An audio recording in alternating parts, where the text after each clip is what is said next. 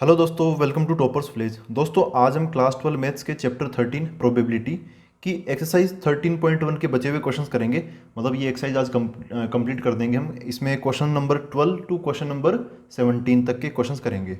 इस एक्सरसाइज 13.1 में जो प्रोबेबिलिटी की जो टाइप डिस्कस्ड है वो है कंडीशनल प्रोबेबिलिटी। देखो ये होता क्या है, बड़ी सिंपल सी चीज़ है। यहाँ पर बस आपको एक नया फॉर्मूला मिल गया, बाकी चीज़ें वही है पुरानी वाली है ना, उसी तरीके से हम करते हैं। बस ये फॉर्मूला नया मिल गया तो बस इस पर क्वेश्चन बन जाएंगे, है ना। है बहुत आसान ये। देखो इसमें बोला है conditional probability of E given that F has already happened. ठीक है, जैसे हम ई की प्रोबेबिलिटी निकालते हैं नॉर्मल, तब आपको बताइए कैसे कैसे कोई भी क्वेश्चन उसकी प्रोबेबिलिटी हम निकाल सकते हैं। लेकिन अब क्या है कि एक हमें कंडीशन के अंडर काम करना पड़ता है। वो कंडीशन क्या है कि कोई दूसरा इवेंट है एफ, वो ऑलरेडी हो चुका है। अब बताओ उसकी वजह से, उसके होने की वजह से ना ई की प्रोबेबिलिटी पे कुछ फर्क पड़ेगा। तो उस फर्क को सब कुछ कैलकुलेट करके बताओ कि अब ई की प्रोबेबिलिटी क्या होगी। इसको लिखने का तरीका है, यहाँ पे पी प्रोबेबिलिटी फॉर पी है ना, ये आ जाएगा और यहाँ पर ई आ जाएगा। इस ई की हम प्रोबेबिलिटी निकालते हैं। फिर यहाँ पे एक बड़ी सी खड़ी सी ऐसे लाइन बना देते हैं और फिर यहाँ पर एफ, ये जो एफ है ना, जो इस डंडे के बाद में जो नंबर है ये ऑलरेडी हो चुका है ना, दिस इज ऑलरेडी हैपेंड। ठीक है, तो इसका फॉर्मूला क्या होता है, probability of E intersection F. ऊपर इन दोनों का इंटरसेक्शन आ जाता है और नीचे की तरफ देखो इस लाइन के बाद में क्या लिखा हुआ है, एफ लिखा हुआ ना, तो वो एफ यहाँ पर आ जाता है। ठीक है, तो ये बस एक नया फॉर्मूला आपको मिल गया। बाकी क्वेश्चंस उसी तरीके से, देखो क्वेश्चन की लैंग्वेज क्या होगी, कुछ इस प्रकार की लैंग्वेज होगी, उससे हम पता कर लेंगे। देखो गिवन डेट के बाद में जो भी है ना वो यहाँ पर आ जाता है एफ, और जो जिसकी प्रोबेबिलिटी, जिसकी कंडीशनल प्रोबेबिलिटी हमें निकालनी होती है वो इस लाइन से पहले आ जाता है। बाकी इसको सोल्व करेंगे, ऐसा नहीं कि इसका ये खुद ही अपने आप में फॉर्मूला है, इसको सोल्व करेंगे हम ऐसे। अब प्रोबेबिलिटी ऑफ एफ, ये तो नॉर्मल क्वेश्चन हो गया। Probability of E intersection F, E निकाल लेंगे, एफ निकाल लेंगे, बाद में इंटरसेक्शन ले लेंगे, प्रोबेबिलिटी निकाल लेंगे। ठीक है ना, तो ये मतलब आसान है, आप इसकी टेंशन लो मत कि ऐसे कोई हवा बनाने की जरूरत नहीं है कि ये कंडीशन प्रोबेबिलिटी क्या चीज़ आ गई। ठीक है, अभी हम स्टार्ट करते हैं क्वेश्चन नंबर 12 से। देखो इसमें बोला है assume that each born child is equally likely to B a boy और गर्ल। ठीक है, यहाँ पर ऐसा बोला कि जैसे कोई भी चाइल्ड अपना मतलब जन्म लेता है या लेती है, तो वो इक्वली लाइकली है कि वो जितने परसेंट चांस बॉय के होने के उतने परसेंट चांस गर्ल के होने के। ठीक है ना, तो आप समझते हो कि मतलब 50-50% चांस है कि भाई कोई भी नया बोर्न, न्यू बोर्न चाइल्ड है वो बॉय भी हो सकता है और गर्ल भी हो सकती है ना, इक्वली लाइकली है। तो ये तो चलो ठीक है, नॉर्मल सी बात है। If a family has 2 children, what is the conditional probability that both are girls. ये हमें बताना है, किसकी कंडीशनल प्रोबेबिलिटी बतानी है हमें, कि बोथ आर गर्ल्स, इस बात की हमें कंडीशनल प्रोबेबिलिटी बतानी है। गिवन दैट, यहाँ पे फर्स्ट पार्ट में दे रखा था यंगेस्ट इज ए गर्ल, फिर सेकंड पार्ट क्या है, at least one is a girl, ऐसा दे रखा है। तो देखो यहाँ पर गिवन दैट के बाद में दो अलग अलग पार्ट बना दिए। तो एक बार ये दे रखा है, फिर सेकंड टाइम ये दे रखा होगा, तो हमें यहाँ से दोनों को क्वेश्चन को अलग अलग करना पड़ेगा। लेकिन अब है ना, अब हम एक क्वेश्चन को नज़रिए से बताते हैं। देखिए भाई यहाँ पर जो भी क्वेश्चन आए ना उसको आपको कैसे सोल्व करना चाहिए ना, क्वेश्चन के नज़रिए से मैं आपको चीज़ें बताता हूँ। जब भी ऐसा कोई क्वेश्चन आए, सबसे आप पहले तैयार करो, सबसे पहले एस, एस मतलब सैम्पल स्पेस।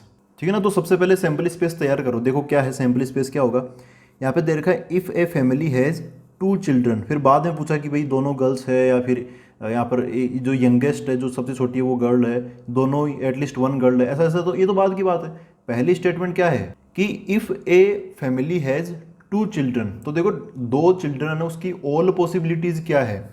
यहाँ पर मैं बात कर रहा हूँ सैम्पल स्पेस। सैम्पल स्पेस क्या होता है, एस, ये है ऑल पॉसिबल आउटकम्स। 2 चिल्ड्रन है तो वो उनके आउटकम्स क्या क्या हो सकते हैं। तो देखो आउटकम्स का मतलब वो क्या क्या पॉसिबिलिटी रखते हैं 2 चिल्ड्रन। दोनों बॉय बॉय हो सकते हैं, बॉय गर्ल ऐसे भी हो सकते हैं। अच्छा देखो, मैं जो पहला वाला नंबर लिख रहा हूँ ना, वो है, जो पहला है ना वो है ओल्डर, और जो बाद में लिख रहा हूँ उसका मतलब समझ लेना कि वो क्या है, यंगर। मतलब पहला जो लिखा वो बड़ा है, जो दूसरा बी लिखा वो उसका मतलब वो छोटा है ना, छोटा बेटा, ऐसा हो गया, छोटा बॉय हो गया, ऐसा हो गया। फिर बी जी मतलब ये जो ओल्डर, ओल्डर कौन है यहाँ पे, बॉय है, और जो यंगर है वो क्या है, गर्ल है। ठीक है, ऐसे जी बी, ऐसे बड़ी बहन होगी, छोटा भाई हो गया, ऐसे। उसके बाद में जी जी, दोनों गर्ल्स भी हो सकती है, यही तो पॉसिबिलिटी होगी, है ना। ये ऑल पॉसिबिलिटीज बन गई किसके अंदर, सैम्पल स्पेस में। पहला काम ये करना होता है। बाद में ई, ई क्या होता है, ई वो एलिमेंट ले लो आप, वो इवेंट ले लो, सॉरी एलिमेंट नहीं इवेंट, जिसकी कंडीशनल प्रोबेबिलिटी हमें निकालनी होती है, कंडीशनल प्रोबेबिलिटी ऑफ ई। ठीक है, तो हमें कंडीशनल प्रोबेबिलिटी किसकी निकालनी है, what is the conditional probability that both are girls. हमें इसकी प्रोबेबिलिटी चाहिए। तो मैं यहाँ पर एक नया इवेंट ई तैयार कर लेता हूँ, वो क्या है, बोथ आर गर्ल्स। ठीक है, बोथ आर गर्ल्स। तो इसके अंदर देखो, अब तैयार करने का मतलब क्या है कि इसके अंदर वो आप एलिमेंट लिख लो, जैसे ये सेट के रूप में लिखा हुआ ना, वैसे इसको भी सेट के रूप में लिख लो। बोथ आर गर्ल्स में कौन सा आएगा, ये जी जी, यही तो आएगा भाई, यंगर भी गर्ल और ओल्डर भी गर्ल है ना, दोनों जी जी, ऐसे गर्ल गर्ल ऐसा हो गया। ठीक है, बी बी बी जी ये तो आ ही नहीं सकते ना, बोथ आर गर्ल्स में दोनों गर्ल्स आएगी, तो ये वाला एलिमेंट वहाँ से आ जाएगा। अच्छा, उसके बाद में अब देखो यार, फर्स्ट पार्ट अलग हो गया, सेकंड पार्ट अलग हो गया। एक्चुअली मैं अब आगे क्या मानने वाला था, एफ एक और इवेंट मानने वाला था जो कि गिवन डेट के बाद में लिखा होता, given that F is already happened. तो यहाँ पर क्या, गिवन डेट ये और ये अभी अलग अलग क्वेश्चन हो गया, तो अब मैं यहाँ पर फर्स्ट पार्ट अलग कर देता हूँ। एफ यहाँ पे फर्स्ट पार्ट में क्या बोला है, the youngest is a girl, तो इस चीज़ को इवेंट मान लूंगा मैं, है ना, इस चीज़ को इवेंट मान लो आप बस। क्या है, एफ क्या माना, the youngest is a girl. ठीक है, अब है ना, देखो बहुत ज़्यादा मुश्किल नहीं है, आप है ना, ये आप इसको पढ़ो, the youngest is a girl, इसको पढ़ के आप यहाँ से एलिमेंट ढूंढ लो। यहाँ पर जो सैंपल स्पेस होता है ना, ये इसमें सब कुछ आ जाता है, इसमें से ही ई बन जाएगा, इसमें से ही एफ बन जाएगा, इसी में से कोई और इवेंट बन जाएगा। समझ गए, बहुत आसान है। देखो, यंगेस्ट इज ए गर्ल, जो मैंने बाद में लिख रहा हूँ ना, वो क्या है, यंगर है, मतलब छोटा है ना, या छोटी है। तो आपको ना यहाँ पे यंगेस्ट इज ए गर्ल, तो ये ढूंढना कि जो दूसरा वाला नंबर है वो जी है, मतलब दूसरा क्यों, क्योंकि वो छोटा, वो छोटे वाले को स्थान दूसरा वाला मिला यहाँ पर। तो यहाँ पर देखो बी जी, ये आ जाएगा बी जी, क्योंकि यहाँ पे बड़ा भाई छोटी बहन ऐसे हो गया, जी बी इसमें छोटा भाई हो गया, यहाँ पे जी जी छोटी वाली ये गर्ल होगी। ठीक है, जी जी ऐसे, ये दो केस बन गए। अब है ना, ये फर्स्ट पार्ट का आंसर अब निकालना होगा, है ना, अब ये फर्स्ट पार्ट लिख लिया, अब इसका आंसर हमें निकालना होगा, सेकंड पार्ट को बाद में देखेंगे। तो देखो, हमें प्रोबेबिलिटी किसकी चाहिए, हमें प्रोबेबिलिटी चाहिए conditional probability that both are girls. हमें किसकी प्रोबेबिलिटी निकालनी है कि बोथ आर गर्ल्स, तो बोथ आर गर्ल्स वाला कौन सा इवेंट है, ई, हमें ई की प्रोबेबिलिटी निकालनी है। गिवन डेट, तो गिवन डेट, ये जो गिवन डेट है ना, गिवन डेट, उसकी जगह ये डंडा लग जाता है बीच में, तो यहाँ पे क्या लग जाएगा, डंडा लग जाएगा। फिर क्या है, गिवन डेट के बाद में first part, the youngest is a girl, तो यंगेस्ट इज ए गर्ल वो कौन सा इवेंट है, एफ, तो यहाँ पर मैं एफ लिख दूंगा। Probability of E by F, इसका फॉर्मूला क्या होता है, probability of E intersection F divide by, इस डंडे के बाद क्या एफ है ना, तो प्रोबेबिलिटी ऑफ एफ ऐसा आ जाएगा। अब देखो यार, ई इंटरसेक्शन एफ हमें चाहिए, हमने यहाँ पर सैम्पल स्पेस लिख लिया, ई निकाल लिया, एफ भी मान लिया, इसके बाद हमें निकालना होता है ई इंटरसेक्शन एफ ऐसे। ठीक है, बाद में प्रोबेबिलिटी वगैरह वो सब। तो ये निकालने के लिए तो देखो मैं यहाँ पर इधर अलग से कर लेता हूँ, हमें प्रोबेबिलिटी ऑफ एफ चाहिए। अच्छा, ई इंटरसेक्शन एफ निकालो पहले, ई इंटरसेक्शन एफ क्या होगा, ई में कौन है, जी जी, और एफ में कौन है, बी जी और जी जी, तो इन दोनों का इंटरसेक्शन में कौन आएगा, ये जी जी इंटरसेक्शन आ जाए ना, ये दोनों में कॉमन है, तो जी जी ऐसे बन जाएगा। ठीक है, इसकी probability of E intersection F क्या बन जाएगा, इसमें कितना एलिमेंट है, एक ही एलिमेंट है, जी जी को आप दो एलिमेंट बनवाना ना, एक ही एलिमेंट है, डिवाइड बाई नीचे all possible number of elements, तो सैम्पल स्पेस में कितने, 1 2 3 4, नीचे की तरफ 4 आ जाएगा, ऐसे हो गया। और यहाँ पे साथ के साथ ना यार, ये एफ की प्रोबेबिलिटी भी निकाल ही लो, प्रोबेबिलिटी ऑफ एफ ये क्या होगा, एफ के अंदर कितने एलिमेंट है, 1 और 2, यहाँ पे 2 आ जाएगा, divide by total number of element 4 हो गया। ठीक है, तो यहाँ से ये और ये दोनों वैल्यू उठाकर इसमें पुट कर दो, तो फर्स्ट पार्ट का आंसर क्या हो जाएगा, probability of E intersection F कितना है, 1/4, यहाँ पे 1/4 डिवाइड बाई, अच्छा प्रोबेबिलिटी ऑफ एफ ये कितना है, 2/4, तो यहाँ पे कितना आ जाएगा, 2/4 आ जाएगा। अब सोल्व कर लेंगे तो 4 से 4 कट जाएगा, आंसर कितना आ गया, 1/2 ऐसा आ गया। ठीक है ना, ईजी है करने में, आप एक एक चीज़ को ना ऐसे सेपरेट करके समझोगे तो आ जाएगा। आप ना ऐसे सोचो कि यार अब वो लगा दो है ना, ऐसे ऐसे कर लूँ, या फिर आपका दिमाग प्रोसेस को छोड़ के किसी और चीज़ या किसी और रास्ते से भागेगा ना, तो यार मैं कह रहा हूँ कि इसमें फिर ना बहुत कन्फ्यूजन हो जाएगा आपको शुरुआत में ही। ठीक है, पहला टॉपिक है प्रोबेबिलिटी का, आप चीज़ों को समझो, अलग अलग समझो, है ना। जैसे पहले सैंपल स्पेस निकाल लिया, फिर उसके बाद में ई तैयार कर लिया, ई क्या होता है, जिसकी प्रोबेबिलिटी में निकालनी होती है भाई, बोथ आर गर्ल्स, ये ना ये तो इसमें आएगा ही आएगा। ठीक है, सैंपल स्पेस पूरे क्वेश्चन का एक ही होगा, और यहाँ पर बोथ आर गर्ल्स ये दे रखा है, जो पार्ट बना रखे ना, फर्स्ट पार्ट सेकंड पार्ट, वो तो गिवन डेट के बाद में बना रखे हैं, तो एफ इसमें अलग हो जाएगा, एफ इसमें अलग हो जाएगा, लेकिन ई मतलब जिसकी प्रोबेबिलिटी में निकालनी है वो तो सेम ही है, बोथ आर गर्ल्स। ठीक है, तो सैंपल स्पेस, सबसे पहले सैंपल स्पेस तैयार कर लोगे ना, उसके बाद में ई एफ जी कुछ भी निकाल लो, आप कुछ भी निकाल सकते हो। ठीक है, और उसके बाद में फॉर्मूला याद होगा तो आप जो बची कुछ चीज़ें भाई ये चाहिए वो सब भी निकाल दोगे। अब आते हैं हम सेकंड पार्ट पर। तो देखो सेकंड पार्ट में क्या बोला है, द यंग, ये तो हो गया, at least one is a girl, तो इसको ना मैं एफ मान लूँगा। फर्स्ट पार्ट का एफ अलग था, सेकंड पार्ट का एफ अलग है, ठीक है। गिवन डेट के बाद में फर्स्ट पार्ट अलग, सेकंड पार्ट अलग कर दिया, तो यहाँ पे एफ अलग मान लूँगा। तो इसमें देखो कौन सा इस बार, at least one is a girl, तो यहाँ पे मैं लिख लेता हूँ एफ क्या है, ऐसा इवेंट है जिसमें at least one is a girl, ऐसा है। तो अब है ना, ये कहाँ से ढूंढोगे कि भाई कम से कम एक गर्ल है, ये कहाँ से ढूंढोगे? सबसे बड़ा कौन है भाई, सैंपल स्पेस सबसे बड़ा होता है, इसी में से हमें ढूंढना पड़ेगा। At least one is a girl, कम से कम एक गर्ल तो हो ही हो, एक लड़की तो हो ही हो कम से कम। तो बीबी वाला नहीं आएगा क्योंकि इसके अंदर तो एक भी लड़की नहीं है। फिर ये बीजी है, इसमें वन गर्ल है, इसमें जीबी में भी वन गर्ल है, और यहाँ पे जीजी इसमें तीन गर्ल्स है, सॉरी दो गर्ल्स है, ये तीसरा केस बन गया मतलब। तो यहाँ पर इस बार at least one is a girl, इसमें कौन सा केस आ जाएगा, ये तीन आ जाएंगे, ये कम से कम एक जी तो आना ही चाहिए। तो क्या बन जाएगा, B G, G B and G G, ऐसा बन गया, ठीक है। एक बार जी तो आना ही चाहिए। इतना हो गया, ये हमें क्या मिल गया, एफ मिल गया। अब देखो एफ आ गया, अब चूंकि आप ई बाई एफ का फॉर्मूला लगाओगे तो ई इंटरसेक्शन एफ आएगा, तो आप पहले ई यहाँ पे ई इंटरसेक्शन एफ तैयार कर लो, है ना। ई इंटरसेक्शन एफ कौन होगा, ई में कौन है, ई में वही बोथ आर गर्ल्स, क्वेश्चन इसी का पूछा है, जी जी, तो ई में कौन है, जी जी ऐसे इंटरसेक्शन। फिर यहाँ पर एफ है, एफ इस बार कौन है, बी जी, जी बी और जी जी, तो B G, G B and G G, ऐसे हो गया यहाँ पर। अच्छा, तो अब क्या किया जाए, यहाँ पर हमें प्रोबेबिलिटी भी चाहिए ना एक टाइप से, जैसे यहाँ पर निकाला ना ई और एफ की इंटरसेक्शन की प्रोबेबिलिटी, वैसे। अच्छा, इसको सोल्व तो कर लो। जी जी इंटरसेक्शन, देखो इनमें कॉमन क्या है, ये जी जी कॉमन है, तो यहाँ पर इसका इंटरसेक्शन कितना हो जाएगा, जी जी, ये एलिमेंट आएगा, ठीक है। प्रोबेबिलिटी वगैरह निकाल के रख लो भले तैयार पहले से ही। तो यहाँ पे probability of E intersection F कितना हो जाएगा, इसमें कितना, एक ही एलिमेंट तो वन, और टोटल एलिमेंट्स कितने हैं, ये 1 2 3 4, तो यहाँ पे 4 आ जाएगा, ठीक है। जब आप ई बाई एफ का फॉर्मूला लगाओगे तो प्रोबेबिलिटी ऑफ एफ भी चाहिए, तो यहाँ पर वो भी पहले से तैयार कर लो, प्रोबेबिलिटी ऑफ एफ। एफ में कितने एलिमेंट है इस बार, एटलीस्ट वन इज इक्वल ऐसा बोला है, तो यहाँ पे जी 1 2 3 एलिमेंट है, 3 बाई नीचे की तरफ टोटल 4 आ जाएगा, ठीक है।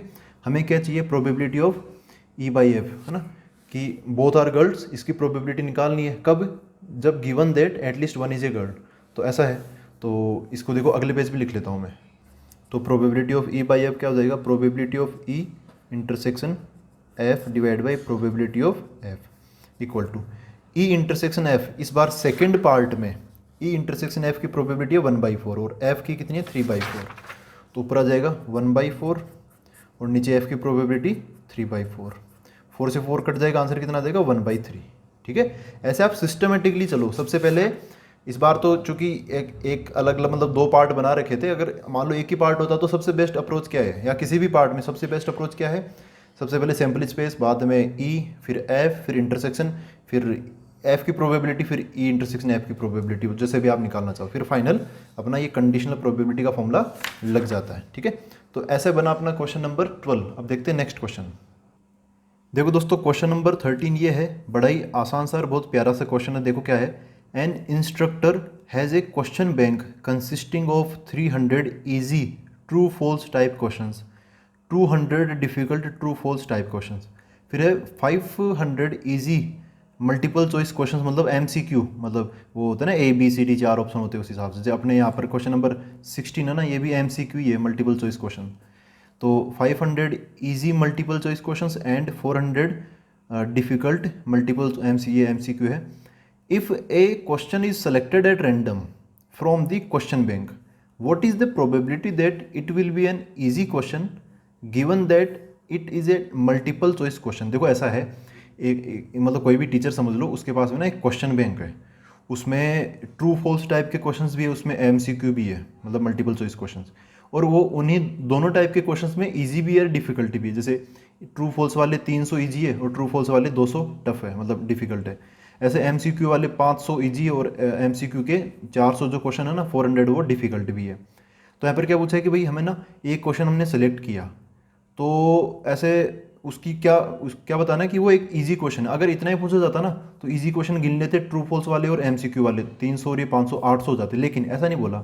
यहाँ पे एक अंडर एक कंडीशन दे रखी है। देखो गिवन डेट दे रखा ना, गिवन डेट, तो ये मतलब ये कंडीशन के लिए, तो ये कंडीशनल प्रोबेबिलिटी का क्वेश्चन हो गया। गिवन डेट ऐसा मिल जाए ना आपको, समझ जाना कंडीशनल प्रोबेबिलिटी है क्या है, what is the probability that it will be an easy question given that it is a multiple choice question. हमें ये तो पता चल गया, मान लो ऐसे टीचर है ना अपने मतलब दूर से ऐसे क्वेश्चन बैंक लेके जा रहे हैं और मान लो कि कल अपना टेस्ट है, उसमें हमें ना ये पता चल गया कि मल्टीपल चॉइस क्वेश्चन है वो एक क्वेश्चन जो हमें पूछेंगे वो क्या है, मल्टीपल चॉइस क्वेश्चन। तो इतना हमें पता नहीं, ऐसा दूर से पता चल गया, लेकिन अब हमें ये बताना है कि वो इजी है, इसकी क्या प्रोबेबिलिटी है, समझ गए ना। मल्टीपल चॉइस क्वेश्चन तो टफ भी हो सकता है, आसान भी हो सकता है ना। पहले तो हमें ये भी पता नहीं था कि भाई वो ट्रू फॉल्स टाइप का या फिर एमसीक्यू टाइप का, फिर भी मान लो दूर से दिख गया given that it is a multiple choice question, तो अब बताओ कि वो आसान है, इसकी प्रोबेबिलिटी। ठीक है, तो यहाँ पर ना मैंने चीज़ों को ऐसे लिख रखा है कि भाई इजी ट्रू फॉल्स टाइप के 300 के, मतलब 4 चीज़ें हैं ना उसमें, मैंने चारों को अलग अलग कर लिया। Easy true false 300, difficult true false 200, easy MCQ 500 और डिफ़िकल्ट एमसीक्यू ऐसे है। तो आप देखोगे ना इधर तो इजी है भले टीएफ हो या फिर एमसीक्यू, और इधर डिफ़िकल्ट है, या फिर ऊपर देखोगे ना तो ऊपर ट्रू फॉल्स टाइप के हैं इजी डिफ़िकल्ट, और नीचे की तरफ एमसीक्यू वाले हैं ऐसे, मतलब कैसे भी समझ लो आप इसको, हर तरफ से कुछ ना कुछ कॉम्बिनेशन बन ही जाएगा। फिर हमें प्रोबेबिलिटी किसकी निकालनी है कि एक इजी क्वेश्चन निकल आए given that it is a MCQ है ना, ये हमें बताना है कि वो एमसीक्यू है, ऐसा पता है हमें, बताओ कि वो इजी क्वेश्चन है, इसकी क्या प्रोबेबिलिटी है। तो देखो दोस्तों ऐसा आ गया ना, ये इसकी प्रोबेबिलिटी में निकालनी गिवन दैट ये, तो हम क्या करते हैं, इसको हम एफ बोल देते हैं, जो चीज़ हमें गिवन है ना उसको हम एफ बोल देते हैं, और जिसकी प्रोबेबिलिटी में निकालनी है उसको हम ई बोल देते हैं, सीधा सीधा हिसाब किताब। ठीक है, तो फिर ये क्वेश्चन की जो शक्ल है ना वो ऐसी हो जाएगी, गिवन दैट की जगह वो डंडा खिंच जाएगा फिर यहाँ पर, तो यहाँ पे बन जाएगा प्रोबेबिलिटी ऑफ इजी क्वेश्चन, मतलब ई, ये इवेंट ई बना दिया मैंने, given that F is already happened, हमें ऑलरेडी पता चल चुका कि वो क्वेश्चन एमसीक्यू है, मतलब एफ इज ऑलरेडी हैपेंड। ठीक है, अब यहाँ पे थोड़ा बहुत अनाउंसमेंट कर देते हैं कि भाई इवेंट ई है ना, इवेंट ई क्या है कि सेलेक्टेड क्वेश्चन, मतलब जो एक हमें सेलेक्ट करना है, रेंडमली सेलेक्ट करने के लिए बोला ना, selected question is an easy question. ठीक है, और एफ जो है ना, एफ ये वाला इट इज़ ए एमसीक्यू, तो ये हो जाएगा अपना इट, मतलब जो भी क्वेश्चन है selected question is a MCQ, ऐसा है। इतना करने के बाद फिर हमें इंटरसेक्शन वगैरह लेना पड़ता है, लेकिन आप यहाँ पे थोड़ा बहुत वो कर सकते हो, इनकी प्रोबेबिलिटी वगैरह या फिर कुछ और कुछ। देखो selected question is an easy question, अब ईजी क्वेश्चन कौन से हैं, ईजी क्वेश्चन तो ये वाले हैं, ध्यान से देखो, ईजी में मतलब ट्रू फॉल्स वो भी आ सकता है, एमसीक्यू भी आ सकता है, तो यहाँ पर बस ईजी बोला है ना, easy true false easy MCQ ऐसा कुछ नहीं बोला, इजी है ना, तो इजी तो फिर हम पूरे टेबल में से इजी ढूंढ के निकाल लेंगे, भाई इजी ये भी है ये भी है, तो कितना हो जाएगा 300 और 500 है ना, इसमें 300 प्लस 500 ये दोनों आ जाएंगे, कितने हो जाएंगे टोटल, ये हो जाएंगे 800।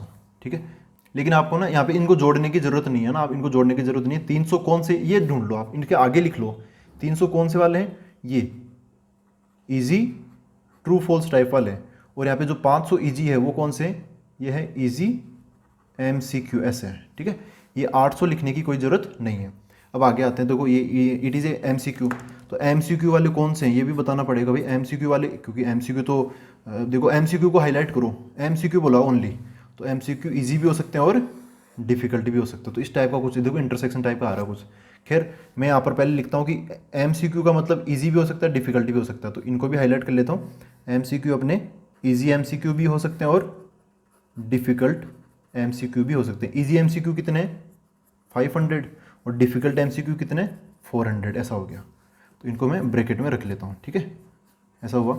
अब देखो इसके बाद में क्या चाहिए हमें, probability of E by F, ऐसा इसका फॉर्मूला क्या होता है, आप फॉर्मूला लिखोगे तो सब कुछ क्लियर हो जाएगा। Probability of E when F is already happened, इसका फॉर्मूला क्या होता है, probability of E intersection F, और डिवाइड में क्या आता है प्रोबेबिलिटी ऑफ एफ, ये आता है ई इंटरसेक्शन एफ, तो ये हमें निकालना पड़ेगा। अभी ई आया एफ आया, अलग अलग आया है ना, तो अब निकाल लेंगे हम ई इंटरसेक्शन एफ। ई कहता है इजी क्वेश्चन, उसमें इजी टीएफ भी हो सकते हैं, ट्रू फॉल्स भी हो सकते हैं, और इजी एमसीक्यू भी हो सकते हैं। एफ कहता है कि एमसीक्यू, उसमें इजी एमसीक्यू भी हो सकता है और डिफिकल्ट एमसीक्यू भी हो सकता है। इन दोनों का इंटरसेक्शन मतलब कॉमन, अब कॉमन क्या बोलेगा, दोनों में जो कॉमन बात है वो बोलेगा। भाई देखो कॉमन क्या है, यहाँ पर इजी ट्रू फॉल्स है, इजी एमसीक्यू है, यहाँ पे इजी एमसीक्यू है और डिफिकल्ट एमसीक्यू है। तो यार देखो कॉमन क्या है, आपको पता चल गया होगा, यहाँ पर भी इजी एमसीक्यू और यहाँ पर भी इजी एमसीक्यू है, ये तो है कॉमन। और मैंने यहाँ पर बताया भी है कि ये इवेंट ई है, ये इवेंट एफ है, ई इंटरसेक्शन एफ, इसका रेड वाले का और इस ब्लू वाले का इंटरसेक्शन कौन सा, ये वाला, ये क्या हो गया इंटरसेक्शन हो गया इजी एमसीक्यू। तो यहाँ पर कौन आ जाएगा, देखो इजी एमसीक्यू, तो यहाँ पर क्या हो जाएगा, ये आ जाएगा इजी एमसीक्यू। जिसके अंदर कितने क्वेश्चन है, 500 क्वेश्चन है ना। यहाँ पर कितने क्वेश्चन है इसके अंदर, 500, यहाँ पे कितना आ गया 500, ऐसा हो गया। अब प्रोबेबिलिटी वगैरह निकाल लेते हैं यहाँ पर ना। तो देखो प्रोबेबिलिटी ऑफ इसी की निकाल लेते हैं पहले, तो ई इंटरसेक्शन एफ, इसमें कितने क्वेश्चन है, इजी एमसीक्यू मतलब 500 क्वेश्चन है, divide by total number of questions. यहाँ पर ना एक चीज़ तो निकाली नहीं, वो निकाल लेते हैं यहाँ पे शुरुआत में कि यहाँ पे टोटल नंबर ऑफ क्वेश्चंस है कितने बुक के अंदर। तो यहाँ पे 300 और 200, ये 500, 500 और 500 1000, और ये 400, 1400 हो गई टोटल 1400, ठीक है। तो यहाँ पे नीचे की तरफ क्या आ जाएगा, 1400 आ जाएगा।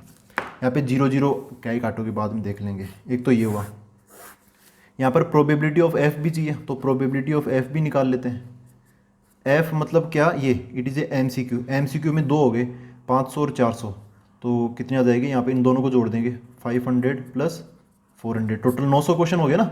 एमसीक्यू में ये भी आ जाएंगे, ये भी आ जाएंगे, तो टोटल 900 क्वेश्चन हो गए। डिवाइड बाई नीचे कितना है 1400, ऊपर कितना हो गया 900, नीचे 1400, ठीक है। ये दोनों वैल्यूज उठा के यहाँ पे रख दो।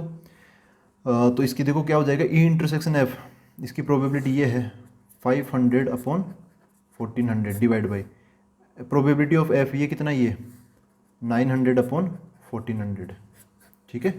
अब 1400 से 1400 कट दिया, 2 0 से 2 0 कट जाएगा, आंसर क्या आ जाएगा 5/9 आ जाएगा, ठीक है।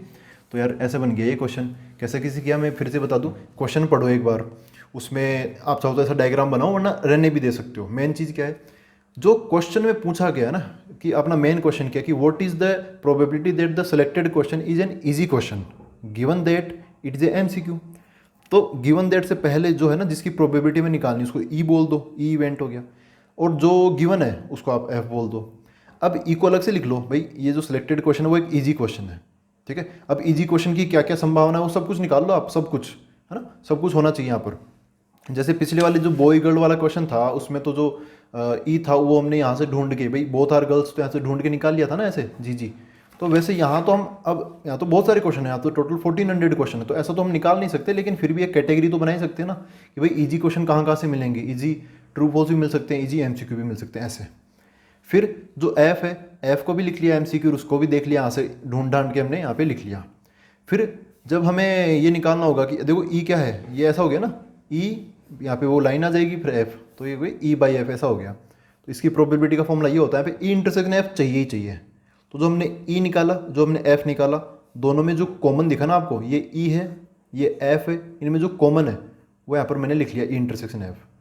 फिर यहाँ पर एफ तो है। अच्छा, इनकी प्रोबेबिलिटी निकालने के लिए भाई इसमें कितने क्वेश्चन है, उसको 1400 से डिवाइड कर दिया टोटल नंबर ऑफ क्वेश्चन से, और इधर भी 1400 से डिवाइड कर दिया, और फिर कर लिया इसको, है ना। तो ऐसे आपको कहीं ना कहीं हिंट मिल ही जाता है ना। बाकी चीज़ें आसान है, बस एक नई चीज़ आ गई भाई, ये फॉर्मूला नया आ गया, और कुछ भी नई चीज़ नहीं है। अब देखते हैं नेक्स्ट क्वेश्चन। देखो दोस्तों, क्वेश्चन नंबर 14 ये है, given that the two numbers appearing on throwing two dice are different. ये गिवन है ना, ये अपना एफ का काम करेगा, जो गिवन होता है वो एफ में डाल दो, उसको एफ इवेंट में। तो given that two numbers appearing on throwing two dice are different, तो ऐसा है कि दो पासे को हमने फेंका, उस पर दो नंबर आए, वो दोनों नंबर अलग अलग है ना, टू डाई आर डिफरेंट ऐसा दे रखा है। Find the probability of the event the sum of numbers on the dice is 4। इस बात की प्रोबेबिलिटी निकालने की, दोनों नंबर्स को अगर हम जोड़े ना, तो आंसर कितना आना चाहिए, sum of numbers on the dice is 4 आना चाहिए। तो देखो यहाँ पर कुछ चीज़ों को तो मैंने ऐसे लिख रखा है, देखो दो डाइस को फेंक रहे हैं, तो यहाँ पर पूछा क्या है कि the probability of sum of numbers on the dice is 4, ठीक है, ये इसकी प्रोबेबिलिटी हमें पूछी है। फिर यहाँ पे अपना वो वर्ड आ गया गिवन दैट, गिवन दैट के बाद में क्या गिवन है कि two numbers on two dice are different, यहाँ पे जो डी आई डबल है उसका मतलब क्या है, डिफरेंट है, ठीक है। ये तो भाई जो इवेंट हमें गिवन होता है उसको हम क्या बोल देते हैं, उसको बोल देते हैं एफ, और जिस इवेंट की प्रोबेबिलिटी हमें निकालनी होती है उसको क्या बोल देते हैं हम, ई। इसकी प्रोबेबिलिटी निकालनी, इसको ई बोल दिया मैंने। तो एक टाइप से अपना क्वेश्चन इसमें डल गया, probability of E, given that की जगह डंडा आ जाएगा और यहाँ पर एफ आ जाएगा, ये जो गिवन है ना वो यहाँ आ जाएगा।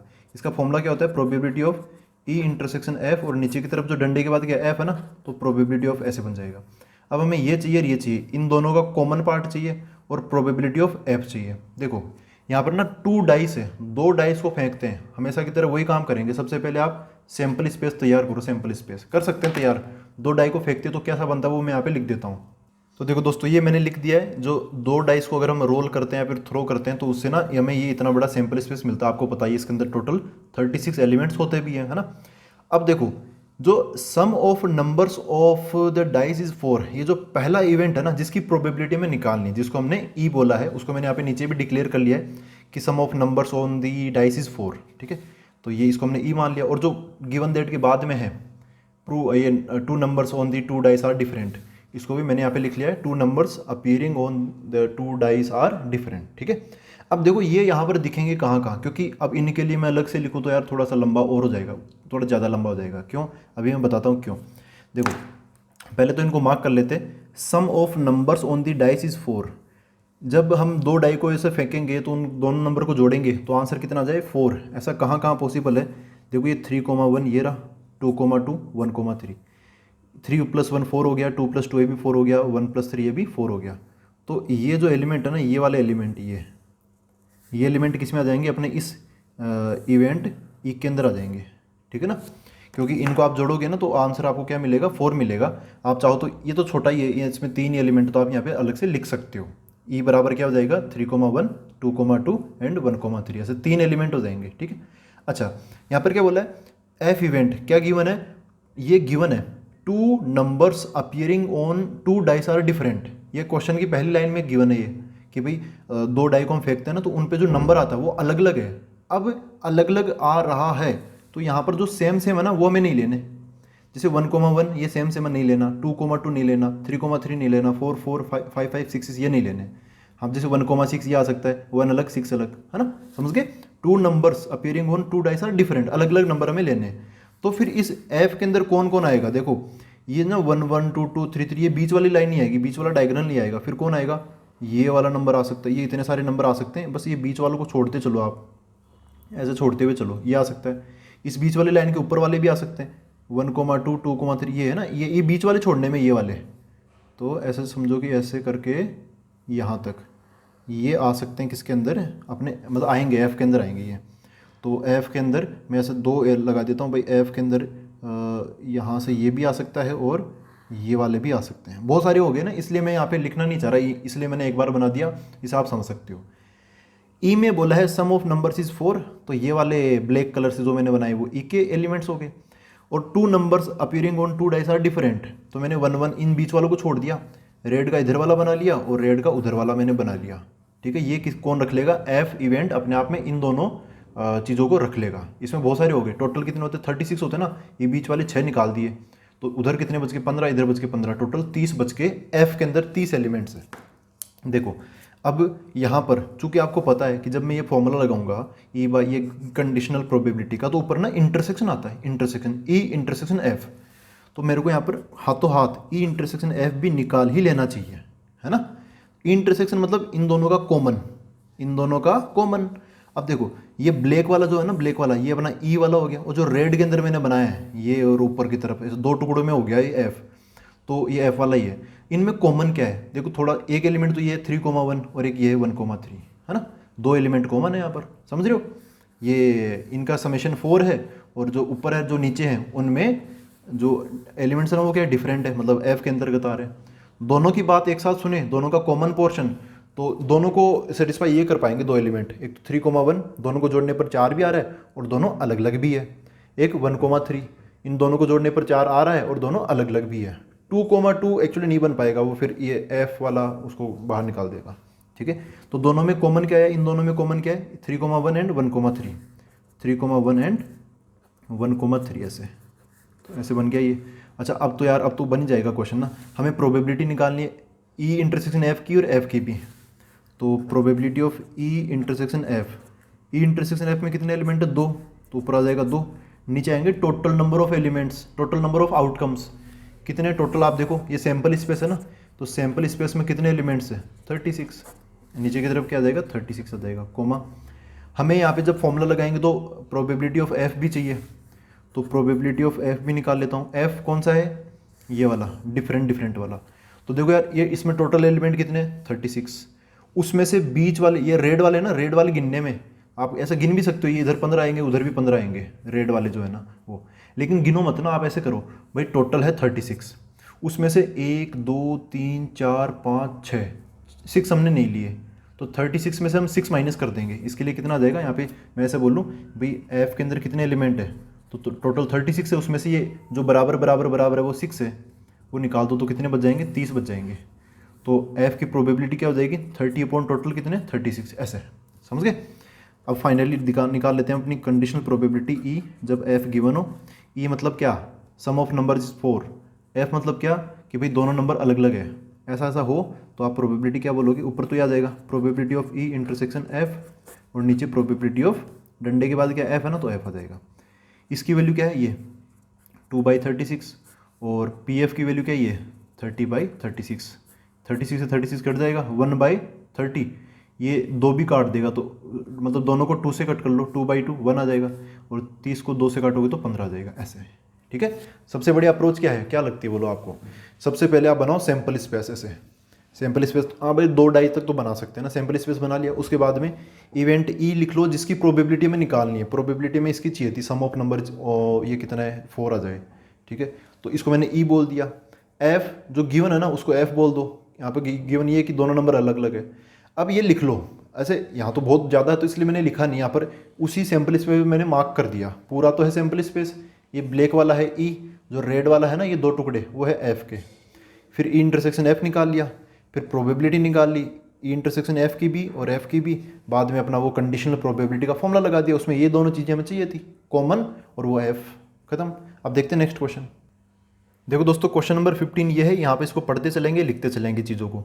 इसमें बोला है consider the experiment of throwing a die, एक पासे को फेंकना है। If a multiple of 3 comes up throw the die again, तो फिर हमें डाई को वापस फेंकना है। And if any number comes, मतलब 3 के मल्टीपल के अलावा, देखो 3 का मल्टीपल क्या होता है डाई के अंदर, डाई के अंदर 1 2 3 4 5 6 ये मिलते हैं ना, तो 3 के मल्टीपल में 3 आ जाएगा, 6 आ जाएगा, तो वो आ गया, तो फिर डाई को फिर से फेंकेंगे। अगर वो नहीं आए 1 2 और 4 5 आ गया, तो फिर क्या करेंगे, टॉस ए कॉइन, फिर हम एक सिक्के को उछालेंगे।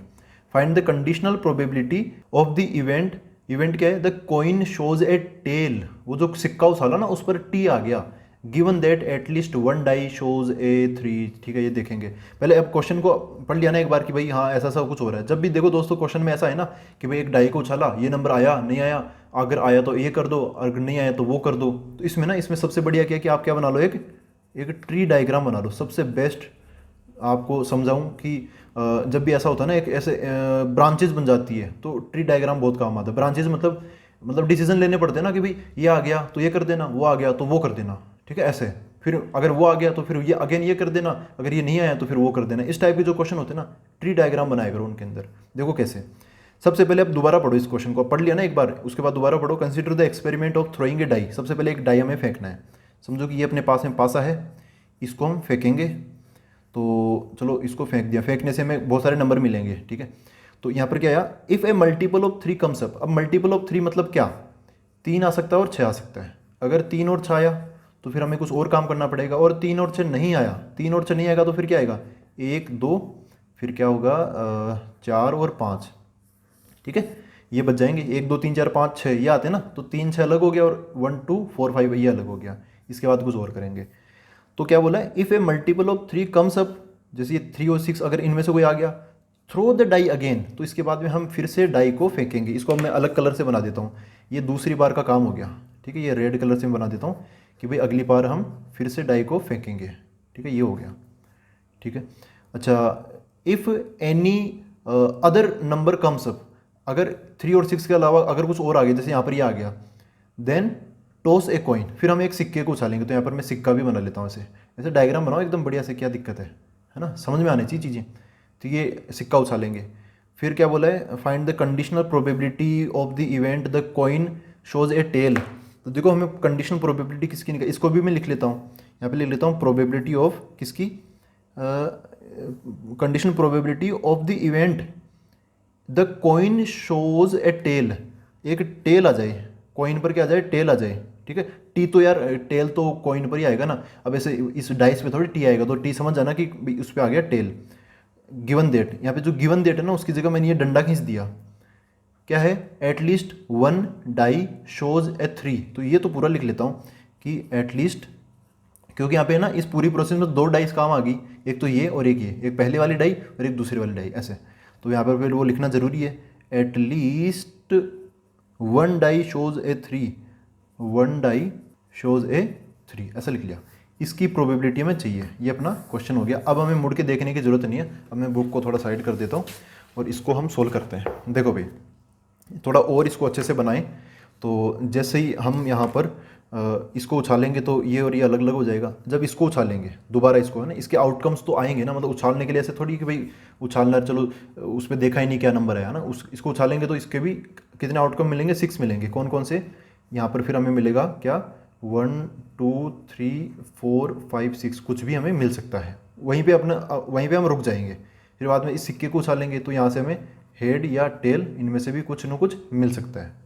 तो अब यहाँ पर ना, चलो वो डायग्राम वगैरह हो गया, आप समझ गए होंगे डायग्राम में क्या हो रहा है। अब यहाँ पर हम थोड़ा क्वेश्चन की तरफ आते हैं, प्रोबेबिलिटी किसकी निकालनी उनकी तरफ आते हैं। तो देखो, हमें प्रोबेबिलिटी ऑफ कि भाई उस कॉइन पर क्या आ जाए, टेल आ जाए, इस बात की प्रोबेबिलिटी निकालनी है। फिर यहाँ पे डंडा खिंच गया, इसका मतलब क्या, गिवन डेट, इसका मतलब क्या, गिवन डेट। तो ये जो इस डंडे से पहले ना, ये इसकी प्रोबेबिलिटी हमें निकालनी है। इस पॉइंट, इसको मैं ई बोल देता हूँ, इवेंट ई। और इस डंडे के बाद में जो लिखा हुआ ये, इसको मैं इवेंट एफ बोल देता हूँ। हमेशा ऐसे ही तो करते हैं हम, है ना। तो ताकि ये क्वेश्चन कैसा हो जाए, क्वेश्चन फिर ऐसा हो जाएगा, इसकी जगह ई आ जाएगा, गिवन दैट, और इस पूरी चीज़ को हम इवेंट एफ मान लेंगे ऐसे। और इसका फॉर्मूला आप जानते हो क्या होता है, probability of E intersection F और divide by probability of F. ये लगा देंगे और फिर आंसर आ जाएगा। तो ऐसे चीज़ों को हमने ऐसा टेक्निकल बना लिया, मैथमेटिक्स के अंदर डाल लिया। अब देखो, हमें ई इंटरसेक्शन एफ के लिए ई चाहिए और एफ मतलब एफ भी चाहिए, फिर ना दोनों चीज़ें हमें चाहिए। तो सबसे पहले ई पर काम करते हैं। ई में फिर से वो डिक्लेयर कर देता हूँ कि ई क्या है, the coin shows a tail. ठीक है। अब देखो इसके अंदर क्या क्या आएगा, यहाँ पर मेन कहानी स्टार्ट होती है। ये क्वेश्चन बहुत सारे स्टूडेंट्स को ना कंफ्यूज करता है। ये देखो क्या है, आपको सिंपली ये सोचना, बहुत ज़्यादा सोचोगे ना ओवर थिंकिंग तो फिर यार कंफ्यूज हो जाओगे। आपको सिंपली क्या सोचना है, यहाँ पर क्या लिखा हुआ है, the coin shows a tail. तो आपको ना इसको एक सेट का रूप देना है, एक सेट की तरह लिखना है कि भाई हाँ भाई कौन कौन से आउटकम है जिसमें एक कॉइन टेल शो कर रहा है। ठीक है। अब ये आउटकम्स कैसे लिखोगे आप, अपना प्रोसेस कहाँ से स्टार्ट होता है, क्या यहाँ पर कॉइन जो है वो टेल शो कर रहा है तो आप ओनली सिंपल सा टी लिखोगे, नहीं नहीं नहीं। आप क्या लिखोगे, अपना प्रोसेस कहाँ से स्टार्ट हुआ कहाँ पे खत्म हुआ वो सारी चीज़ें लिखते हुए चलना हमें। अपना काम यहाँ से चालू हुआ, पहले इसको फेंका हमने, फिर बाद में उसके रिजल्ट वगैरह देख दिखा के फिर हम यहाँ तक पहुँचे। ठीक है। तो जब भी आपको एक एलिमेंट लिखना है, आपको यहाँ से लेके यहाँ तक सारी चीज़ें एक बार में लिखनी होती, तब जाके आपका एक एलिमेंट बनेगा। देखो मैं क्या कहना चाह रहा हूँ, यहाँ पर इवेंट क्या पूछा है, the coin shows a tail. तो ऐसे बस सिंपली टी नहीं लिखेंगे, ये टेल कैसे आया होगा वो पूरी बात लिखनी पड़ेगी। उसके लिए मैंने यहाँ पे ये डंडे लगा रखे हैं, मतलब यहाँ से लेके यहाँ तक। कैसे, हमने इसको फेंका तो 1 आया, 1 आएगा तब जाके आपको एच या टी में से कुछ मिलेगा ना। आपको टी वाला चाहिए तो 1 के बाद क्या मिल गया, टी मिल गया, तब आपका ये काम पूरा हो सकता है। क्या, the coin shows a tail. यहाँ पे सिंपली टी नहीं लिखना, क्या लिखना है, 1 के साथ टी आ जाएगा, है ना, ऐसे 1 टी, 1 मिला होगा तो उसके बाद टी मिला होगा। या फिर ये जो टी है, ये कॉइन शोज ए टेल, ये कैसे आया होगा, कॉइन पे टेल कैसे आया होगा, टी कैसे आया होगा, 2 के बाद टी आया होगा तो 2 टी आ गया। फिर 4 के बाद टी आया होगा तो 4 टी आ गया। फिर 5 के बाद में टी आया होगा तो 5 टी आ गया। ठीक है, ऐसा बन गया। अब आप बोलोगे यार 1 के बाद में एच भी तो आ सकता है, आ सकता है भाई, आ सकता है, लेकिन वो इवेंट पूछा नहीं ना हमने, इस क्वेश्चन में पूछा नहीं गया कि भाई वो हेड आना चाहिए। जो चीज़ पूछी जाती है हम उसी का तो आंसर देते हैं ना। फेवरेबल केसेस क्या होते हैं, यहाँ पर क्या पूछा है, कॉइन शोज ए टेल, तो आपको फेवरेबल ही लिखने हैं ना यार। आपको ऐसे 1 के बाद में एच, वो सब पॉसिबिलिटीज़ है, वो सब टोटल आउटकम्स में आता है, वो सैम्पल स्पेस वगैरह में बनते हैं। यहाँ पर उसकी ज़रूरत नहीं है। ठीक है ना। तो यहाँ पे आपको टेल वाले ही फेवरेबल आउटकम्स लिखने हैं। तो टेल कैसे आ सकता है, 1 के बाद टी। ऐसा थोड़ी होगा कि 3 के बाद टी आ जाएगा, 3 आ जाएगा तो फिर हम दूसरे डाई को फेंकेंगे, फिर वहाँ से वो सिक्के की तरफ थोड़ी आ पाएंगे। समझ गए मेरी बात, आई होप आप समझ गए हो। तो यहाँ पर ये पॉसिबिलिटी है कि एक सिक्के पर टेल आ सकता है। फिर एफ किसको माना है उसको भी लिखना पड़ेगा, एटलीस्ट 1 डाई शोज ए 3। ठीक है, कम से कम एक डाई पर 3 आया है। अब यार ये डाई वाला रूट कहाँ है, कम से कम एक डाई पर 3। तो जैसे यहाँ पे 2 डाई है, कौन कौन सी, एक तो ये स्टार्टिंग वाली ये वाली डाई। ठीक है, इसको आप बोल सकते हो डाई 1, इसको आप बोल सकते हो डाई 2, डाई 1 डाई 2। तो डाई 1 से अगर बोला ना एटलीस्ट 1 डाई शोज ए 3, तो यहाँ पे 3 आ सकता है। इस 3 के बाद में आप फिर कुछ भी ले लो, क्योंकि एक बार तो 3 आ ही चुका ना। तो देखो इसके अंदर क्या हो, ये लिख लेता हूँ मैं पहले, एटलीस्ट 1 डाई शोज ए 3। तो इसमें क्या क्या आएगा देखो, फिर हमें उस रास्ते जाना पड़ेगा, क्योंकि इस डाई पर यहाँ पे 3 का जिक्र हुआ। अगर 3 के अलावा 4 या कुछ और का जिक्र होता ना, तो फिर मैं इधर भी आ सकता था, लेकिन इधर आऊँगा तो फिर वो 3 मिस हो जाएगा। अब मेरे को ना पर्टिकुलरली इसी के फेवरेबल केसेस ढूंढने हैं, 3 दिखाना तो दिखाना ही है, तभी तो फेवरेबल में लिख पाऊंगा। तो भाई ये डाई उछाली, इससे 3 आ गया। उसके बाद में उधर 3 के बाद में 1 भी आ सकता है, 3 के बाद में 2 भी आ सकता है, 3 के बाद में 3 कुछ भी आ सकता है। तो 3,1 या फिर 3,2, 3,3, 3,4, 3,5 एंड 3,6, ये कुछ भी बन सकता है, ठीक है। अब मैंने अभी क्या सोचा कि पहले वाले पे 3 आ गया, ऐसा भी तो हो सकता है कि पहले वाले पे 6 आ जाए। 6 आएगा तब भी तो मैं दूसरी डाई को उछालूंगा, तब उस पर मैं क्या चाहता हूँ 3 आ जाए किसी न किसी एक पर। तो यहाँ पर 6 आ गया और उधर से 3 मिल गया हो, तो क्या मिल जाए, पहले पे 6 और बाद वाले पे 3। ऐसे पहले पे 6 आ जाए, बाद वाले पे फिर कुछ और आएगा, तो फिर अपना 3 वाला काम नहीं बनेगा, ठीक है। यहाँ पर अगर मैं एक और चीज़ पहले चलो बना देता हूँ, यहाँ पर वह एक्चुअली पहले बना देनी चाहिए थी। वो क्या है, यहाँ पे सैम्पल स्पेस, मुझे लगा ऐसे सोल्व हो जाएगा, लेकिन चलो लिख देता हूँ। सैम्पल स्पेस क्या होगा भाई, 3 आएगा यार, बहुत बड़ा हो जाएगा सैम्पल स्पेस। तो यहाँ पे 3 के साथ 1 2 3 4 5 6, फिर 6 के साथ भी 1 2 3 4 5 6, फिर बाद में 1 के साथ H, 1 के साथ T, 1 के साथ, फिर 2 के साथ H, ऐसे बहुत सारी चीज़ें आ जाएगी, ठीक है। मतलब काफ़ी सारे हो जाएंगे, ये 3 दूनी 6 12 ये हो जाएंगे, और 4 दूनी 8 12, टोटल 20 एलिमेंट हो जाएंगे ऐसे, ठीक है। ऐसे आप लिख सकते हो, कोई बात नहीं, चलो रहने दो इसको, इसकी ज़रूरत नहीं पड़ेगी। इतना हो गया, अपना एफ आ गया। अब आगे हमें ये फॉर्मूला चाहिए, ई और ये सब, हमें इसकी ज़रूरत है, ई इंटरसेक्शन एफ। तो ई आ गया, ये एफ आ गया, ये है ना। अब क्या निकालेंगे हम, ई इंटरसेक्शन एफ। अब हो जाएगा यहाँ पे चमत्कार। देखो इसको देखो और इसको देखो, हमें चाहिए ई इंटरसेक्शन एफ, मतलब कॉमन। इंटरसेक्शन मतलब क्या, कॉमन। इसमें और इसमें कुछ है कॉमन, कुछ भी नहीं है। ये सब ये टी टी टी रखने वाला है, यहाँ पे तो टी का नामो निशान ही नहीं है ना। तो इन दोनों में कुछ कॉमन है ही नहीं, this is empty set. Empty set है, तो बताओ इसकी प्रोबेबिलिटी क्या होगी, probability of E intersection F, इसकी प्रोबेबिलिटी क्या हो जाएगी, 0 हो जाएगी। होगी कि नहीं होगी भाई, इसमें कोई एलिमेंट ही नहीं है, तो इसमें एलिमेंट ही नहीं है, मतलब एलिमेंट्स की संख्या कितनी है, 0। 0 upon total number of elements, कुछ भी आए ऊपर 0 आ गया तो फिर आंसर 0 बन जाएगा, ठीक है। तो एक एम्प्टी सेट की प्रोबेबिलिटी क्या होती है, 0 होती है, वो मतलब इम्पॉसिबल है वो। तो ऐसा हो गया। अब देखो, अब अपना क्वेश्चन तो खत्म हो ही गया। इंटरसेक्शन वाले की वैल्यू क्या आ गई, 0 आ गई, तो यहाँ पे इंटरसेक्शन वाले की 0 आ गई। हमें ये चाहिए था, हमें चाहिए था probability of E by F. E मतलब समझ रहे हो आप सारी चीज़ें, इसका मतलब क्या हो जाएगा, probability of E intersection F, और नीचे की तरफ probability of F equal to, इसकी वैल्यू क्या बन गई, 0 बन गई, और फिर नीचे वाले की वैल्यू कुछ भी हो, तो यहाँ पे ज़्यादा मेहनत करने की जरूरत ही नहीं पड़ी, आंसर क्या आ गया, 0 आ गया, ठीक है ना। और आप वैसे आप चाहते तो निकाल भी सकते थे कि भाई पी एफ वगैरह की वैल्यू क्या है, लेकिन चूंकि हमने पहले ई निकाल लिया वो कि भाई ये टेल दिखा दे, और फिर हमने एफ निकाल लिया कि भाई वो 3 दिखा दे कम से कम, तो फिर उसके बाद में कॉमन देखा तो यार कॉमन कुछ बना ही नहीं, और फॉर्मूले में तो कॉमन पूछा जाता है, तो उसकी प्रोबेबिलिटी क्या हो जाएगी, 0 हो जाएगी। 0 फिर वो कंप्लीटली सबको ही ले डूबेगा, प्रोबेबिलिटी ओवरऑल क्या हो जाएगी, 0 हो जाएगी। तो अब हम देखते हैं नेक्स्ट क्वेश्चन। तो देखो दोस्तों, ये क्वेश्चन नंबर 16 यहाँ पे दे रखा है, इफ़ पी ऑफ ए, मतलब प्रोबेबिलिटी ऑफ ए है 1/2, प्रोबेबिलिटी ऑफ बी है 0, then probability of A when B is already happened. यहाँ पर बीच में ऐसे डंडा खींच रखा है, तो ये कंडीशनल प्रोबेबिलिटी है, तो हमें बताना है कि इसकी वैल्यू क्या होगी, 0, हाफ, नॉट डिफाइंड एंड 1। यहाँ पे एक ऑप्शन डाल दिया नॉट डिफाइंड, तो मतलब कुछ गड़बड़ भी हो सकती है। खैर हमें तो इसका फॉर्मूला लगाना है, तो इसका फॉर्मूला क्या बन जाएगा, probability of A if B is already happened. तो इसका फॉर्मूला क्या होता है, नीचे ऊपर की तरफ तो क्या आएगा इनका कॉमन, ए इंटरसेक्शन बी ऐसे, और नीचे की तरफ क्या आएगा, ये प्रोबेबिलिटी ऑफ बी, जो डंडे के बाद लिखा होता है ना उसकी प्रोबेबिलिटी। वैल्यूज़ अगर हम डालेंगे तो यार ऊपर वाला जो इंटरसेक्शन है ना, इंटरसेक्शन उसकी वैल्यू तो दे नहीं रखी, तो उसको मैं थोड़ी देर के लिए ऐसे होल्ड पे रख देता हूँ, probability of A intersection B, और नीचे की तरफ क्या आएगा, प्रोबेबिलिटी ऑफ बी, वो दे रखा हमें कितना, 0। तो यार ऊपर की तरफ कुछ आए ना, वैसे यार नीचे वाला अगर इसकी बी की प्रोबेबिलिटी 0 है, तो बी और ए के एक साथ होने की प्रोबेबिलिटी भी 0 हो जाएगी, तो एक टाइप से 0/0 इनडिटर्मिनेट फॉर्म बन जाएगी, लेकिन वो वैसा कुछ ऑप्शन यहाँ पे दे नहीं रखा। तो अपने लिए सबसे बेस्ट क्या है कि हम क्या बोलते हैं, नॉट डिफाइंड, क्योंकि नीचे की तरफ 0 मतलब समझ रहे हो ना, गड़बड़ है ये, तो ये क्या हो जाएगा, नॉट डिफाइंड हो जाएगी, ठीक है।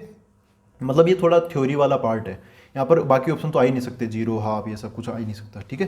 तो क्या बन जाएगा इसका ऑप्शन सी हो जाएगा, नॉट डिफाइंड, ठीक है। ये अब अलग ही चीज़ होगी। अब आते हैं क्वेश्चन नंबर 17 पर। If A and B are events such that probability of A when B is already happened equal to probability of B when A is already happened, then फिर ऑप्शन दे रखे हैं कि A is subset of B then but A is not equal to B, A equal to B, A intersection B equal to five, फिर P A equal to P B है, हमें बताना है। तो आपको क्या करना है भाई, जो भी कॉम्प्लिकेटेड चीज़ दिखे उसका फॉर्मूला लगा दो। यहाँ पर P probability of A when B is already happened, इसका फॉर्मूला लगा देंगे। ऊपर क्या आएगा, इन दोनों का इंटरसेक्शन, ए इंटरसेक्शन बी, नीचे क्या आएगा, डंडे के बाद क्या है बी, तो प्रोबेबिलिटी ऑफ बी यहाँ पे आ जाएगा इक्वल टू, इधर क्या आएगा, इन दोनों का intersection, probability of B intersection A, और नीचे की तरफ प्रोबेबिलिटी, डंडे के बाद क्या ए है ना, तो प्रोबेबिलिटी ऑफ ए, ऐसा हो गया। तो ये दोनों तो सेम ही है, ए इंटरसेक्शन बी बोले या बी इंटरसेक्शन ए, बात है कि तो दोनों कट जाएंगे। इधर क्या बचा 1 बाई पी बी, इधर क्या बचा 1 बाई पी ए, तो क्रॉस मल्टीप्लाई कर लेंगे तो क्या मिल जाएगा, P A equal to P B, ऐसा हो गया, P A equal to P B. तो ये ऑप्शन कौन सा हो गया अपना, ऑप्शन डी। अब कुछ स्टूडेंट बोल सकते हैं यार पी ए बराबर पी बी है तो ए बराबर बी हो जाएगा क्या, नहीं। देखो दोस्तों ए और बी है ना, ये क्या है, ये सेट है, सेट। जबकि प्रोबेबिलिटी में क्या होता है, प्रोबेबिलिटी में का फॉर्मूला क्या होता है, number of favourable outcomes divide by total number of outcomes. तो बस ये तो नंबर पे चलता है, उसके अंदर क्या हो वो जरूरी नहीं है। जैसे मैं बताऊँ, एक चीज़ बताऊँ, जैसे एक डाई है ना, डाई उसके हमने उछाला, उससे हमें आंसर क्या मिल सकता है, 1 2 3 4 5 6 ये मिल सकते हैं, मैं है ना।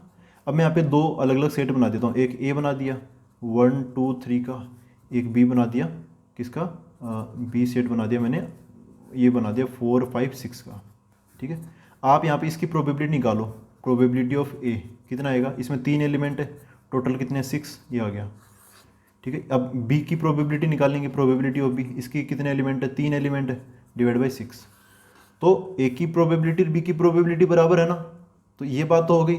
इससे आप ए बराबर बी बोल दो, ये बात गलत है, क्योंकि ए बराबर बी के लिए ना ये दो, वो है सेट, है सेट, क्लास 11 में पढ़ा था ना सेट, वो चीज़ें ये, तो दो सेट ये है ना, सेट को बराबर कर रखा है। अब जब सेट बराबर होते हैं ना, सेट इक्वल सेट्स का मतलब क्या होता है, उनका एक एक एलिमेंट सेम होता है। जबकि यहाँ पर 1 2 3, यहाँ पर 4 5 6 है, अंदर सेट्स के अंदर क्या लिखा हुआ है ना, वो भी मैटर करने लग जाता है, तब दोनों सेट बराबर होते हैं। लेकिन जब उनकी बस प्रोबेबिलिटी बराबर होती है, तब अंदर क्या लिखा हुआ वो मैटर नहीं करता, अंदर कितने एलिमेंट है बस वो मैटर करता है, ठीक है। तो यही बनेगा। और ये तो ए इंटरसेक्शन बी 5 हो जाए, ये कोई ज़रूरी बात नहीं है, आप यहाँ पे अलग ऐसे भी ले सकते हो, जैसे 4 5 6 है ना, तो आप इसको 2 5 6 ऐसे भी ले सकते हो, है ना। तो इसकी प्रोबेबिलिटी वही 3/6, इसकी भी 3/6, तो ऐसा ज़रूरी थोड़ी है कि भाई इनका इंटरसेक्शन 5 आ ही आए, है ना, ये भी कोई ज़रूरी नहीं है। ए इज सबसेट ऑफ बी, भाई ये भी ज़रूरी, ये तो नहीं होगा, ऐसा तो नहीं होगा ना, ए बी का सबसेट हो जाए तो ए और बी बराबर भी नहीं है, तो फिर ए छोटा हो जाएगा बी बड़ा हो जाएगा, फिर तो ए की प्रोबेबिलिटी कम हो जाएगी बी की ज़्यादा हो जाएगी, ऐसा नहीं है ना, ये तो वैसे ही सरासर गलत हो गया। तो ये हो गया अपना question number 17, option D is the correct option. तो आई होप दोस्तों ये सारे क्वेश्चंस आपको समझ में आए हैं, प्रोबेबिलिटी है ना, तो थोड़ा केयरफुल तरीके से आप करना, एक एक चीज़ को, एक एक बात को समझते चलो, एक एक मैं जो भी बोलता हूँ ना उसको आप सुनते हुए चलो कि मैं जो भी बोल रहा हूँ उसके पीछे कारण क्या है। और एक और एडवाइस, जब तक आप खुद पेन उठाकर, अपनी नोटबुक उठाकर, बुक उठाकर जब तक क्वेश्चन सोल्व नहीं करोगे ना, तब तक फिर आप प्रोबेबिलिटी कर नहीं पाओगे। ये मतलब एकदम सच्ची एडवाइस दे रहा हूँ आपको, खुद का पेन उठाओ, लग जाओ बस सोल्व करने में, ठीक है। एक एक क्वेश्चन सोल्व कर डालो, फिर बाद में जब रिवीजन करोगे ना तो ऑटोमेटिकली सारी चीज़ें दिमाग में आ जाएगी, भले बीच में आप एक बार भूल जाओ लेकिन ऑटोमेटिकली दिमाग में आ जाएगी, ठीक है दोस्तों। तो अब हम मिलते हैं अगले वीडियो के अंदर, थैंक यू वेरी मच।